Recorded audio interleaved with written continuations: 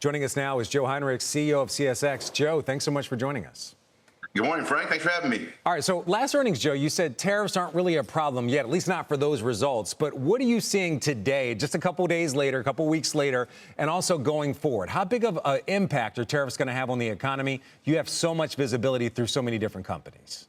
Yeah, what we're hearing, Frank, is from our major ocean freight shippers that we should expect shipments to start declining in mid-May. And, what we're hearing from, the large ocean carriers is that they're hearing production is still continuing in Asia. Inventory is building over there, and there's an expectation or hope that trade deals will be reached, and then we'll start shipments again. But we're expecting international intermodal shipments to start declining here in a couple of weeks. There's been a spike up in the beginning of the year, especially in the last month or so, that's been coming across both into the West and into the East. About less than 20% of the shipments into the East Coast, where we are from Asia. Most of it comes to the West and then comes across the United States. So watching it very carefully. But other parts of the business, autos production in the U.S. is increasing. Steel production in the U.S. is increasing. So it's a mixed story right now, but we're watching those international shipments very carefully. All right, so when you're talking to your customers, which again are the CEOs of a lot of big companies, what are they saying to you? Are they kind of taking a wait and see approach? Are they holding back for a bit? Or are they making serious changes to their strategy, their supply chain, their sourcing?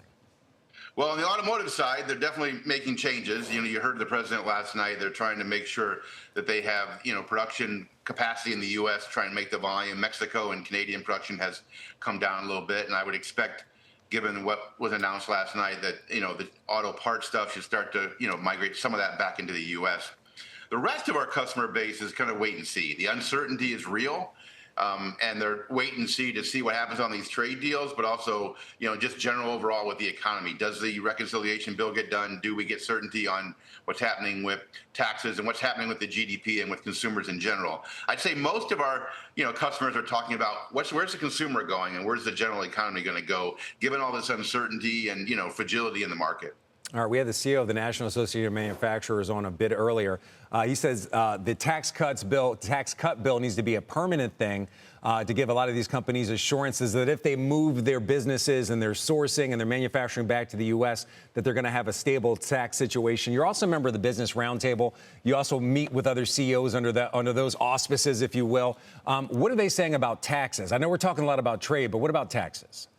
Yeah, taxes, people are looking for certainty. The president has been consistent about what he said he was going to do, and so we're expecting that the tax cuts that were made in 2017 will be made permanent this time around. Obviously, on the corporate tax side, we're looking for certainty there as well.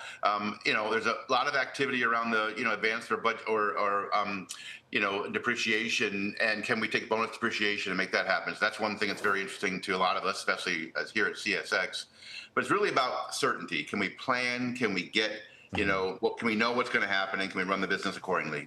All right, I want to go back to your wheelhouse of the transports. You have such a view on the goods coming from Asia, but just goods being shipped in other places, or from other places, I should say, at least to the East Coast. I know that's really your wheelhouse.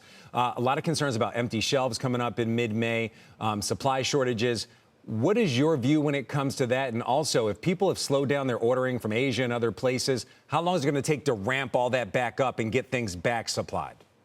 Yeah, so we don't expect there to be shortages in the near term because there was such a significant increase in shipments coming into the end of the first quarter, and certainly we've seen through April. So I would expect that there's a good month or so of strong supplies there. The key thing is every month that goes on, then we delay, and then we have the possibility of things happening. There is a concern from our ocean shippers that if there is a big influx of ships that start to arrive, can the ports and can all of us handle it, at one time? So that's their concern. They've reached out to us to make sure that we can work on. But for now, I think we should be okay because there was front loading given the expected tariffs. But how long this goes on will be critical. You ask how long it takes.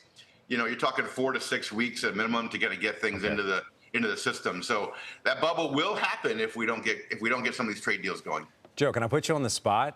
We're just talking about the first 100 days. If you were in the administration today, is there a policy that you would put forward to try to fix all this? What would you do to kind of shore up the economy? Because there is so much uncertainty. I think, that word uncertainty keeps coming up. And so I think, if I were in the administration, which I'm not, and I respect them greatly, it's just to provide more clarity on where the direction is and where I know that, the president likes to have uncertainty to kind of, allow for, kind of the best negotiations. But I think the consumers and companies are looking for what's the plan, what's the certainty around how can we plan the business, whether it's on trade. We want fair trade as well as, as everyone else, but also then, on taxes, on other parts of the economy, whether it's regulatory reform, cost reform in the government, just looking for that certainty and a plan so that we can plan the businesses. All right, Joe Hinrichs, CEO of CSX, really great to have you here. Thank you so much. You got to come back and join us. Have a great Thanks, day. Frank. Have a good All day. right, thank you all. Much more Worldwide Exchange coming up right after this. Stay with us.